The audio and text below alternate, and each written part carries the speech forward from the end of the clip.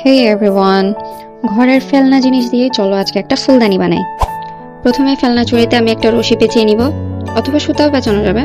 আমি চুড়িটাকে চাকার শেপ দিব, যার জন্য আমি এটার শিক তৈরি করে নিচ্ছি।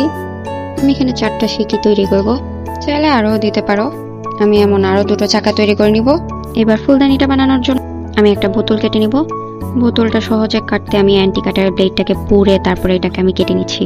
পুরো বোতলটাতে এবার আমি রশি পেঁচিয়ে নিব। এখানে ডিজাইন করার জন্য আমি রশি দিয়েই একটা বেনি তৈরি করে নিচ্ছি। দেখো আমি কিভাবে বেনিটা করতেছি।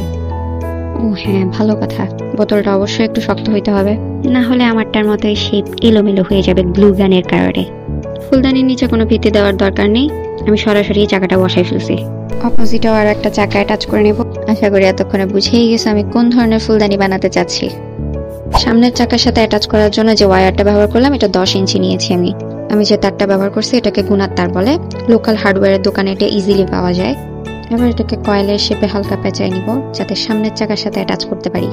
হালকা হালকা করে আমি এটাকে একটু শেপ দিব। এটা অনেক হার্ড, আমি বলতে পারতেছি না এটাকে কি শেপ দিব। তোমরা আমার ভিডিও দেখে এই শেপটা দিয়ে নিও, তোমরা পারবা আমি জানি।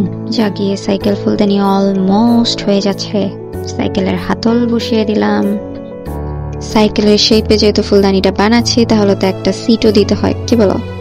এই পুরোনো ফুলদানিটা আবার রিক্রিয়েট করলাম, এই আর কি। টানটানা, এটা রেডি।